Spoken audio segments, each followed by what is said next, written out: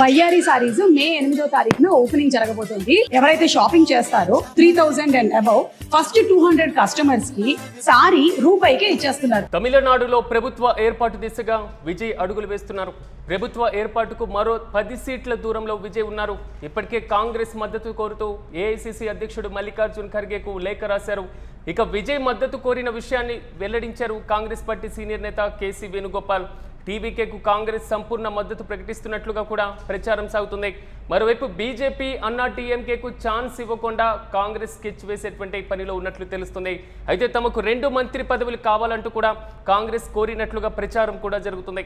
కాంగ్రెస్కు 5 ఎమ్మెల్యేలు ఉండగా మిగిలిన ఎమ్మెల్యేల కోసం మాత్రం డిఎంకే కూటమిలోని ఐయుఎంఎల్, సిపిఐ, సిపిఎం, వీసీకే నేతలతో టీవీకే పార్టీ సంప్రదింపులు జరుపుతున్నట్లుగా తెలుస్తుంది.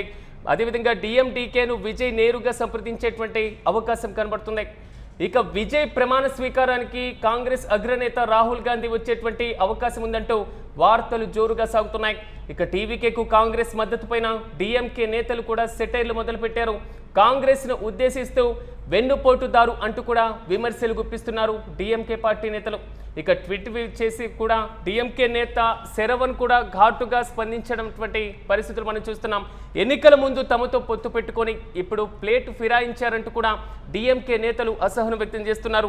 మొత్తం మీద తమిళనాడులో మాత్రం రాజకీయాలు శరవేగంగా మారుతున్నాయి. ప్రభుత్వ ఏర్పాటు దిశగా పూర్తి స్థాయిలో టీవీకే అధినేత విజయ్ పావులు కదుపుతున్నట్లుగా తెలుస్తుంది. కాంగ్రెస్ మద్దతు ఖాయంగా కనబడుతున్నప్పటికీ 2 మంత్రి పదవులు కేబినెట్లో బెర్తుల కోసం మాత్రం కాంగ్రెస్ పట్టిపడుతున్నట్లుగా తెలుస్తున్నాయి. మరోవైపు ఏదైతే డిఎంకే, అన్నా టీఎంకే మినహా మిగిలిన చిన్న పార్టీలన్నింటినీ ఏకం చేస్తూ సంకీర్ణ ప్రభుత్వ ఏర్పాటు దిశగా మాత్రం విజయ్ అడుగులు వేస్తున్నారు. విజయ్ కాంగ్రెస్ పార్టీని కోరినటువంటి మద్దతుపై కాంగ్రెస్ సీనియర్ నేత కేసీ వేణుగోపాల్ ఏమన్నారో ఓసారి విందాం.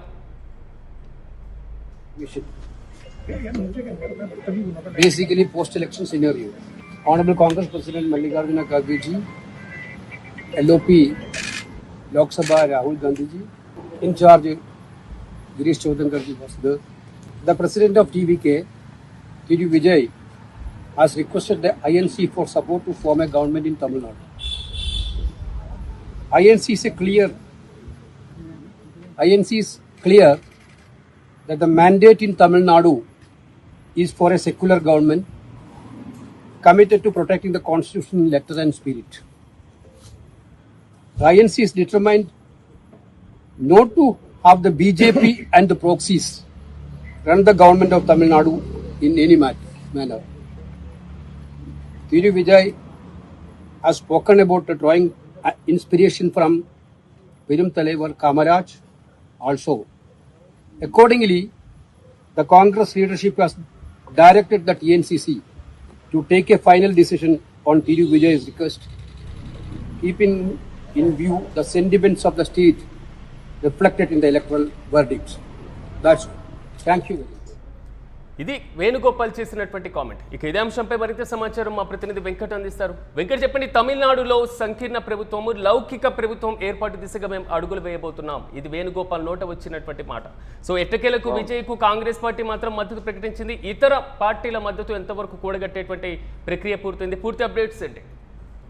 సిరాజ్, ఇక్కడ అంటే ఇప్పుడు ఈ ప్రక్రియ స్టార్ట్ అయినప్పటి నుంచి కూడా అంటే డిఎంకే నేతలు చేసేటువంటి వ్యాఖ్యలకు అర్థం లేదు. ఎందుకు అని అంటే 2021 నుంచి 26 వరకు కూడా కాంగ్రెస్ అక్కడ మంత్రి పదవి కానీ ఏది తీసుకోలేదు. ఓకే, వాళ్ళు మద్దతు ఇచ్చారు, వాళ్ళ గతంలో వాళ్ళకి సపోర్ట్ చేశారు, అదంతా జరిగిన విషయం. కానీ అయితే ఇక్కడ వీళ్ళు ఏదన్నా అన్నా డిఎంకేతోనో లేదంటే ఇంకో దాంతోనో వాళ్ళు వెళ్తే అంటే కాంగ్రెస్ వ్యతిరేక శక్తులకు వీళ్ళు వెళ్తే ఒక రకంగా ఉండేది. కానీ కాంగ్రెస్ వ్యతిరేక శక్తి టీవీకే కాదు, సెక్యులర్ పార్టీనే ఒక రకంగా. కాబట్టి ఇటువంటి సమయంలో ఆ పార్టీతో వెళ్తున్నప్పుడు వీళ్ళు విమర్శలు చేయడం అనేది తగదు. అయితే ఏది ఎలా ఉన్నప్పటికీ కూడా కాంగ్రెస్ అధిష్టానం నిర్ణయం తీసుకుంది. దానికి సంబంధించి విజయ్కి మద్దతు ఇవ్వాలని కూడా వాళ్ళు నిర్ణయం తీసుకున్నారు.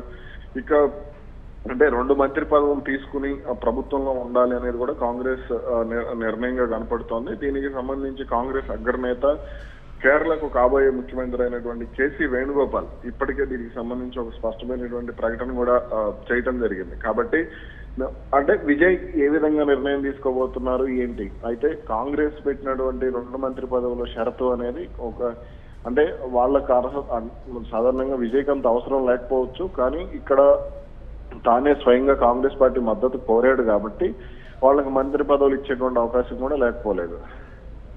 కానీ వెంకట్, ఇలాంటి సమయంలో ఇండియా కూటమి నుంచి డిఎంకే బయటికి వెళ్ళడం, టీవీకే ఇండియా కూటమిలో చేరడం, ఈ సమీకరణాలు ఏమైనా మారేటువంటి అవకాశం ఏమైనా కనబడుతుంది? ఎందుకంటే కాంగ్రెస్ పార్టీపై ఇప్పటికే డిఎంకే పూర్తి స్థాయిలో విమర్శలు గుప్పిస్తుంది. డిఎంకే అయితే ఇండియా కూటమి నుంచి బయటకు వెళ్ళకపోవచ్చు. దానికి సంబంధించి మనం ఎక్కువగా అంటే అంచనాలు కూడా లేకపోవచ్చు. ఎందుకనంటే బీజేపీ ఇప్పుడు డిఎంకే ఓటమికి ప్రధాన కారణం బీజేపీ అనేది స్పష్టంగా అర్థమవుతుంది. ఇప్పుడు డిఎంకే సొంతగా ఒక ప్రత్యామ్నాయ శక్తిని జాతీయ స్థాయిలో ఏర్పాటు చేసి పోరాటం చేయడం అనేది సాధ్యమైనటువంటి ప్రశ్నే లేదు. కాబట్టి ఇక్కడ ఖచ్చితంగా వాళ్ళు ఇండియా కూటమిలోనే ఉండేటువంటి అవకాశం ఉంది. అయితే ఇండియా కూటమిలో ఉంటే తమను ఓడించినటువంటి విజయ్తో కలిసి వాళ్ళు పనిచేస్తారా లేదా అనేది తర్వాత కాలం చెప్పేటువంటి సమాధానం. కాబట్టి దానికి సంబంధించి పెద్దగా అంచనాలు అయితే లేవు. కానీ టీవీకే మాత్రం ఇండియా కూటమిలో చేరకుండానే కాంగ్రెస్ పార్టీ మద్దతు తీసుకునేటువంటి అవకాశాలు కూడా ఉండొచ్చు. కాబట్టి మరి దీనికి సంబంధించి అంటే విజయ్ ఒకవేళ రేపొద్దున 2029 సార్వత్రిక ఎన్నికలు పార్లమెంట్ ఎన్నికలు జరిగే సమయానికి మరి విజయ్ ఆలోచన ఎలా ఉంటుంది? ఇండియా కూటమిలోనే కొనసాగుతారా, లేదంటే అప్పుడేమన్నా అంటే ఇండియా కూటమిలో జారుతారా, లేదంటే అప్పుడేమన్నా స్వతంత్రంగా ఉండి ఆయన ప్రయత్నం ఆయన చేస్తారా అనేది కూడా చూడాలి. సో ఇప్పుడు అసంతృప్తులు ఎక్కడ రాకుండా, ఇంత సంకీర్ణ ప్రభుత్వం అంటేనే అసంతృప్తులు ఎక్కువగా ఉండేటువంటి అవకాశం ఉండేటువంటి ప్రభుత్వం, మరి అలాంటి సందర్భంలో కేబినెట్ బెర్తుల కన్ఫామ్ కి సంబంధించి ప్రక్రియ ఎంతవరకు ఉండేటువంటి ఛాన్స్ ఉండొచ్చు? కాంగ్రెస్ డిమాండ్ ను విజయ్ ఒప్పుకుంటున్నారా? ఎస్, అయితే కాంగ్రెస్ డిమాండ్ కు విజయ్ దాదాపుగా డిమాండ్ అని కాదు, కాంగ్రెస్ కు తానే ఇవ్వాలనుకున్నారు అనేది కూడా మనం తమిళ మీడియాలో వస్తున్నటువంటి కథనాల ప్రకారం అర్థమవుతుంది. సన్ టీవీలో కానీ ఇలా కొన్ని ఛానల్స్ చూసినప్పుడు వాళ్లకు, అలాగే జాతీయ మీడియాలో చూసినప్పుడు కూడా గౌరవప్రదంగా ఉంటుంది. ఎందుకంటే తనకు ఆపద సమయంలో, తనకు మెజారిటీ తగ్గినటువంటి సమయంలో తాను పదవిని అధిరోహించడానికి, తాను గద్దెనెక్కడానికి అవసరమైనటువంటి మెజారిటీని కాంగ్రెస్ పార్టీ ఇస్తోంది. కాబట్టి తాను కృతజ్ఞతగా 2 పదవులు ఇవ్వాలి అనేది ఒకటి, టూరిజం శాఖ ఒకటి, మరొకటి కీలకమైనటువంటి పదవి ఒకటి ఇవ్వాలనే విజయ్ నిర్ణయం తీసుకున్నట్టుగా కూడా తమిళ మీడియాలో కథనాలు కూడా వచ్చినటువంటి పరిస్థితి. అలాగే మరో అంటే మొత్తం 3 లేదా 4 మంత్రి పదవులను సంకీర్ణ పక్షాలకు వదిలేశారు అనేది కూడా అర్థమవుతున్నటువంటి విషయం. సిపిఐ కూడా ఒక మంత్రి పదవి ఇచ్చేటువంటి అవకాశం ఉంది అనేటువంటి కథనాలు కూడా వస్తున్నాయి. కాకపోతే దీనికి సంబంధించి ఒకసారి వీళ్ళందరూ కూడా ఫ్లోర్ లీడర్ గా అంటే ముఖ్యమంత్రిగా విజయ్ని ఏకగ్రీవంగా ఎన్నుకునేటువంటి సమయం వచ్చినప్పుడు దీనికి సంబంధించినటువంటి డిమాండ్లను కూడా వాళ్ళు ఏమన్నా అక్కడ పెట్టేటువంటి అవకాశం ఉంది, లేదంటే వాళ్ళ కోరికలను పెట్టేటువంటి అవకాశం ఉంది. ఒక రకంగా డిమాండ్లకు అయితే అవకాశం లేదు, అది డిమాండ్లు తీర్చేటువంటి అవసరం కూడా విజయ్కి లేదు. కాబట్టి ఇక్కడ డిమాండ్లను, కోరికలను వాళ్ళ ముందు పెట్టేటువంటి అవకాశం ఉంది. మాకు పలానా పదవి కావాలి, లేదంటే పలానా కార్పొరేషన్ పదవి కావాలి, లేదంటే ఈ ప్రభుత్వంలో మాకు ఈ నామినేటెడ్ పోస్టులు కావాలనో, లేదంటే ఏదో ఒకటి దేవాలయాలకు సంబంధించినో ఏదో ఒకటి వాళ్ళు కోరేటువంటి అవకాశాలు కూడా ఉండొచ్చు. కానీ వెంకట్, ఇక్కడ ఒక పెద్ద టాస్క్ కనబడేలా కనబడుతుంది. ప్రధానంగా స్టాలిన్ అధికారంలో ఉన్నప్పుడు లేదా ఎన్నికల ముందు తమిళనాడు కాంగ్రెస్ శాఖకు అంతగా ఇంపార్టెన్స్ ఇవ్వడం లేదా వారికి ప్రాధాన్యత ఇవ్వడం ఇలాంటివేమీ చేసినటువంటి సందర్భాలు చాలా తక్కువగానే గమనించవచ్చు. కేవలం కాంగ్రెస్ అధిష్టానంతోనే మిత్రత్వాన్ని బాగా బలంగా పెంచుకున్నారు. రేపు విజయ్ ప్రమాణ స్వీకారానికి రాహుల్ గాంధీ వస్తే, రాహుల్ గాంధీ అటు డిఎంకే ఇటు టీవీకే ఇద్దరిని సమన్వయం చేసుకోవడంలో ఒక పెద్ద టాస్క్ అనుకోవాలా కాంగ్రెస్కి? ఇక్కడ ఒక విషయం గుర్తుపెట్టుకోవాలి, డిఎంకే అయినా లేదా ఇంకో పార్టీ అయినా రాజకీయాల్లో శాశ్వత మిత్రులు, శాశ్వత శత్రువులు ఎవరు ఉండరు. రాజకీయాల్లో అవసరాలే ఉంటాయి, అవసరాల కోసం దారులు దొక్కేటువంటి రాజకీయ పార్టీలే ఉంటాయి, పాత్రలే ఉంటాయి. ఈ విషయాన్ని డిఎంకే గ్రహించాలి. ఇప్పుడు కాంగ్రెస్ పార్టీకి బలమైనటువంటి ప్రాంతీయ పార్టీలను కూడగట్టుకోవాల్సినటువంటి అవసరం ఉంది 2029 నాటికి. ఇప్పుడు ఎందుకంటే పశ్చిమ బెంగాల్లో వాళ్ళు ఓడిపోయారు, కేరళలో కమ్యూనిస్టులు ఓడిపోయారు, కాబట్టి అది ఎలాగో వాళ్ళు అధికారంలోకి వచ్చారు కాబట్టి ఇబ్బంది ఏం లేదు. కాంగ్రెస్ అధికారంలోకి వచ్చింది కాబట్టి ఇబ్బంది ఏం లేదు. కాకపోతే ఇక్కడ కీలకమైనటువంటి రాష్ట్రాల్లో కోల్పోయినటువంటి పరిస్థితి. రేపొద్దున కర్ణాటకలో కాంగ్రెస్ అధికారంలో ఉంటుందా లేదా అనే విషయం వరకు తెలియదు. కాబట్టి ఇటువంటి సమయంలో, అలాగే తెలంగాణ పరిస్థితి కూడా, కాబట్టి ఇటువంటి సమయంలో రాహుల్ గాంధీకి తన రాజకీయ ప్రయోజనాల దృష్ట్యా, పార్టీ భవిష్యత్తు దృష్ట్యా, బీజేపీ పోరాటాన్ని దృష్టిలో పెట్టుకుని ఆయన వేసేటువంటి అడుగుల్లో భాగంగా ఆయన ఏ పార్టీతో అయినా కలిసి వెళ్ళేటువంటి అవకాశం, స్వేచ్ఛ ఉంటాయి. అలాగే ఇక్కడ కాంగ్రెస్ పార్టీకి సంబంధించి ఒక విషయాన్ని, తమిళనాడు విషయానికి వచ్చి మాట్లాడుకుంటే, చరిత్రలో చూసుకుంటే కనుక కాంగ్రెస్ పార్టీ వల్ల డిఎంకే లాభపడింది తప్ప డిఎంకే వల్ల కాంగ్రెస్ పార్టీ ఎక్కువగా లాభపడింది అనేటువంటి సందర్భాలు చాలా తక్కువగా ఉన్నాయి. ముఖ్యంగా స్టాలిన్ మనస్తత్వం కానీ, లేదంటే అక్కడ నాయక్ కరుణానిధి మనస్తత్వం కానీ చూసుకుంటే కాంగ్రెస్ పార్టీని రాష్ట్రంలో ఏదో వాళ్ళకు ఉన్నటువంటి ఒక తోక పార్టీగానో లేదంటే ఒక చిన్న పార్టీగానో వాళ్ళు చూసినటువంటి పరిస్థితులే కానీ ఏ రోజు కూడా కాంగ్రెస్ పార్టీకి సమాన గౌరవం ఇచ్చినటువంటి పరిస్థితి అయితే లేదు. కేవలం సోనియా గాంధీకో, రాహుల్ గాంధీకో, లేదంటే మరో నాయకుడికో జాతీయ స్థాయిలో వాళ్ళు ప్రాధాన్యత ఇచ్చారు తప్ప అది కూడా వాళ్ళ అవసరాల దృష్ట్యా. కానీ రాష్ట్రంలో మాత్రం ఇప్పుడు అటువంటి వాతావరణం అయితే కనపడలేదు. ఇప్పుడు కాబట్టి అంటే ఇప్పుడు వాళ్ళు గతంలో ప్రభుత్వంలో లేరు, 2021 నుంచి మొన్నటి వరకు ఈ రోజు వరకు వాళ్ళు అధికారంలో లేరు తమిళనాడులో. కాబట్టి వాళ్ళు ఏం మంత్రి పదవులు తీసుకోవాలా. మరి ఈ రోజు డిఎంకేకి టీవీకేకి మద్దతు ఇచ్చి వాళ్ళు మంత్రి పదవి తీసుకోవచ్చు. దాంట్లో ఎటువంటి అబ్జెక్షన్ పెట్టడానికో ఏడవటానికో పెడబొబ్బులు పెట్టడానికో అవకాశం అయితే లేకపోవచ్చు. Yes right Venkat, thank you. మొత్తం మీద తమిళనాడులో మాత్రం ప్రభుత్వ ఏర్పాటు దిశగా విజయ్ అడుగులు వేస్తున్నారు. ప్రభుత్వ ఏర్పాటుకు మరో 10 సీట్ల దూరంలో విజయ్ ఉన్నటువంటి నేపథ్యంలో ఇప్పటికే కాంగ్రెస్ పార్టీ మద్దతు కోరుతూ మల్లికార్జున్ ఖర్గేకు లేఖ రాశారు విజయ్ మద్దతు కోరినటువంటి విషయాన్ని కాంగ్రెస్ సీనియర్ నేత కేసీ వేణుగోపాల్ కూడా ధృవీకరించారు. ఇక టీవీకేకు కాంగ్రెస్ సంపూర్ణ మద్దతు ప్రకటిస్తున్నట్లుగా ఆయన ప్రచారం జరుగుతుంది. మరోవైపు లౌకిక ప్రభుత్వం ఏర్పాటు చేస్తామంటూ కూడా వేణుగోపాల్ చేసినటువంటి కామెంట్ ఆల్మోస్ట్ కాంగ్రెస్ మద్దతు కన్ఫామ్ గానే కనబడుతుంది. మరోవైపు బీజేపీ అన్నా డిఎంకేకు ఛాన్స్ ఇవ్వకుండా కాంగ్రెస్ పార్టీ మాత్రం పూర్తి స్థాయిలో స్కెచ్ వేస్తున్నట్లుగా తెలుస్తుంది.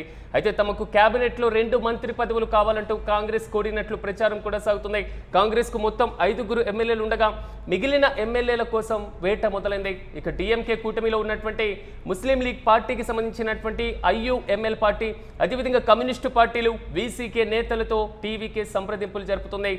మరోవైపు డిఎండికే ఉన్నటువంటి ఒక్క ఎమ్మెల్యే కూడా విజయ్ వైపు సంప్రదించేటువంటి అవకాశం కనబడుతుంది. విజయ్కి ఆల్మోస్ట్ మద్దతు ఇచ్చేటువంటి పరిస్థితులు కూడా తాజాగా తమిళనాడు రాజకీయాల్లో సాగుతున్నాయి. మరోవైపు విజయ్ ప్రమాణ స్వీకారానికి రాహుల్ గాంధీ వచ్చేటువంటి అవకాశం ఉన్నట్లు తమిళనాడు మీడియాలో మాత్రం జోరుగా ప్రచారం సాగుతుంది.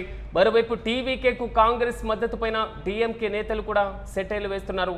కాంగ్రెస్ ను ఉద్దేశించి వెన్నుపోటుదారు అంటూ కూడా ఘాటుగా స్పందించారు ఆ పార్టీ నేత శరవణన్. సో మొత్తం మీద మాత్రం ఎన్నికల ముందు తమతో పొట్టు పెట్టుకొని ఇప్పుడు ప్లేటు ఫిరాయించారంటూ కూడా డిఎంకే నేతలు కూడా అసహనం వ్యక్తం చేస్తున్నటువంటి వైనం కనబడుతుంది. కానీ ఏదేమైనా కాంగ్రెస్ పార్టీ టీవీకేకు మద్దతు ప్రకటించడం దాదాపు కన్ఫామ్ గానే కనబడుతుంది. ప్రభుత్వ ఏర్పాటులో తమకు కీలకంగా 2 మంత్రి పదవులు ఆశిస్తున్నట్లుగా తెలుస్తుంది. ఇక ఇతర పార్టీలు అంటే సంకీర్ణంలో ఉన్నటువంటి ప్రతి పార్టీకి కూడా కేబినెట్ లో కనీసం ఏదైతే బెర్త్నిచ్చేటువంటి పరిస్థితుల్లో కూడా టీవీకే సంప్రదింపులు జరుపుతున్నట్లుగా తెలుస్తుంది. సో మొత్తం క్లియర్ కట్ అయితే మాత్రం రానున్నటువంటి 1-2 రోజుల్లో ముఖ్యమంత్రిగా విజయ్ ప్రమాణ స్వీకారం చేసేటువంటి అవకాశాలు అయితే చాలా స్పష్టంగా కనబడుతున్నాయి. రాహుల్ గాంధీ ప్రమాణ స్వీకారానికి హాజరవుతారా అవ్వరా, ఈ మొత్తం అంశాన్ని పరిశీలించినప్పుడు డిఎంకే నుంచి ఇప్పటికే కాంగ్రెస్ పార్టీ పైన విమర్శలు కూడా మొదలైనటువంటి నేపథ్యంలో మొత్తం మీద తమిళనాడు రాజకీయం మాత్రం మహారంజుగా మారుతుంది.